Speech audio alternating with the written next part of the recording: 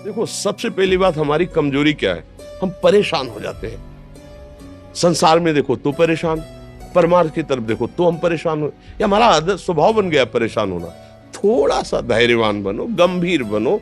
कोई भारी से भारी विपत्ति में परेशानी स्वीकार करके विपत्ति से थोड़ी निकला जाता। सुलझो, ठीक है, विपत्ति आई, समस्या आई, इसका समाधान होगा। ऐसा थोड़ी कि हमें नष्ट कर देगी।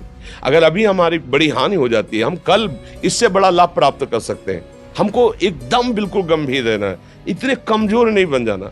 अब वो गए तो क्या होगा, अब वो वस्तु गई तो क्या, पद गया तो क्या होगा। प्रयास किया था, ये पद मिला था, इससे बड़ा पद प्राप्त करूंगा, मैं इससे बड़ा महान बनूंगा। ठीक है, एक बार गिर गया, गलती हो गई, दंड भोगूंगा, फिर इससे ज्यादा संयम में रहूंगा। बिल्कुल, मतलब एकदम फ्रेश दिमाग रखना चाहिए। और अपने लोग क्या है, जरा सी बात में एकदम पछड़ा कर लेते हैं, एकदम कमजोर हो जाते हैं। ये बिल्कुल ठीक नहीं है। हम जीवन भर की यात्रा की बात कह रहे हैं, भारी से भारी कष्ट में भी मुस्कुराना, तो हमें बल मिला है, हमें भगवान की कृपा का दर्शन हुआ है, हमें उनका दुलार दिखाई दिया है। अगर ऐसे तो भाग जाते, फिर परमार्थ में थोड़ी चलना होता है। आज जो आप सुन करके लाभ लेने की चेष्टा कर रहे हो ना, ये केवल प्रवचन नहीं है, ये जीवन है। अगर ये जिए ना होते ना, तो ये इसका प्रभाव नहीं पड़ता, फिर वाणी का प्रभाव नहीं पड़ता। हम इसीलिए कहते हैं, जैसे आप लोग एकदम परेशान हो जाते हैं जब बोलो, क्या हमसे ज्यादा परेशानी होगी? दोनों किडनी खराब, दवाई लाने के लिए पैसे नहीं, पानी रखा है, हम उठ के पी नहीं सकते, भीषण शरीर में कष्ट, भीषण बुखार, क्योंकि किडनी फेल, जरा में बुखार, खाने को क्या, रोटी मांग के लाओ। अगर वहां सब्जी मिलती तो लाल मिर्च ऐसी पड़ के मिलती थी कि वो पा नहीं सकते थे। आप सोचो, पानी लाना है तो मुझे लाना है, पीना है तो मुझे पीना है। अगर मैं हारता तो कहां पहुंच जाता, क्या स्थिति होती? नहीं, मरना है, पर कदम पीछे। कोई दिन ऐसा नहीं जिस दिन सेवा ना की हो, जिस दिन सेवा ना गए हो। गुरु जी की सेवा में जाना है, पहले अपने को स्वस्थ साबित करना है, नहीं वो सेवा नहीं लेंगे। तुम बीमार हो, तुम कष्ट में हो, ऐसे उनकी दृष्टि बड़ी शांत है। उनकी सेवा की, आके लेट गए, फिर हिम्मत की, अपनी श्री जी की सेवा की। मधुकरी नहीं गए, 3-4 दिन भोजन नहीं गए, पर सेवा नहीं छोड़ा, दिनचर्या नहीं छोड़ी। और उसका प्रधान कारण संयम, ब्रह्मचर्य, भगवत आश्रय, नाम जप, कभी हारने नहीं दिया। अभी भी थोड़ी देर बाद डायलिसिस शुरू होगा, हारने, आपको हारे हुए नजर आ रहे हैं। शरीर में पीड़ा है, किडनी फेल है, ऐसा थोड़ा हम स्वस्थ बैठे हैं, पीड़ा है, बार बार प्यास लगती है, थोड़ा थोड़ा पानी मिलता है, लेकिन हम आनंदित हैं, हम प्रसन्न हैं। हम लड़ाई में हारे नहीं हैं, ना हारेंगे, हम जीत चुके हैं। हम अपने मालिक के भरोसे में अपना सब बात, तो वो ये हम अपनी बड़ाई नहीं बता रहे, हम आपको बता रहे समस्या। सोचो, तुम्हारे पास तो माँ है, भाई है, बहन है, परिवार है, कोई ना कोई तो है ना।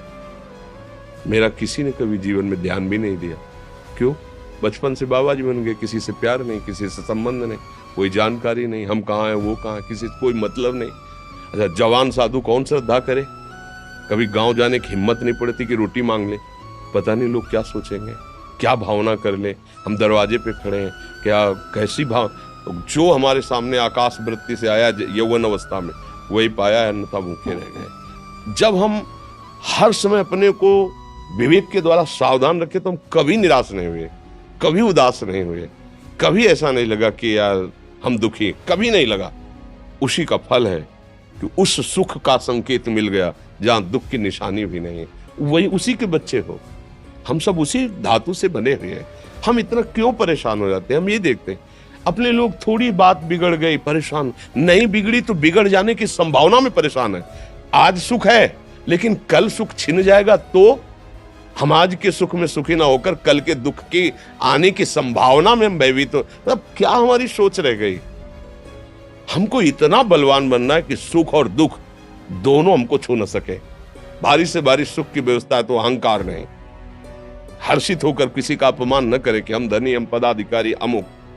भारी से भारी दुख आया तो हमें किसी के सहयोग की जरूरत नहीं, हम फिर अपने कदम बढ़ाएंगे, हम फिर जुड़ी हुई अपनी भावनाओं को सजाएंगे। मस्त जीवन एकदम। तुम अविनाशी के बच्चे हो। शेर का बच्चा भेड़ों के बीच में फंसकर म्यों म्यों बोल रहा है, बस अगर दहाड़ना सीख जाए तो कोई भी उसे परास्त नहीं कर सकता। ऐसे भगवद अंश तू प्रपंच में फंसकर अपने को इतना दीन क्यों देख रहा है? तू ऐसा है कि भगवान के दिव्यास्त्र में भी ताकत नहीं तेरे को मार सके। तू अविनाशी का अविनाशी बच्चा है, विनाशी भोगों को, विनाशी शरीर को मैं मान के इतना भयभीत, इतना दुख ठीक नहीं। ये सब के लिए, केवल एक के लिए नहीं, आप समझो। आप लोग सोचते हैं हम गृहस्थ होकर भला ऐसी स्थिति कैसे? जनक जी सुखदेव जी के गुरु हैं और राजा हैं, महल है, रानियां हैं, नौकर है, चाकर। क्या सुखदेव जी जिनके शरीर में लंगोटी भी नहीं है, दिगंबर, परमहंस, परमहंस के गुरु है जनक जी जो राजा हैं। समझो आप ऐसा ना सोचे कि हम नौकरी कर रहे हैं, हम संसार में, हम गृहस्थ हैं, हम अध्यात्म की ऊंचाई पर नहीं चढ़ सकते। नहीं, आप एक सरकारी नौकरी या आप किसानी या व्यापार करते हुए आप एक अध्यात्म की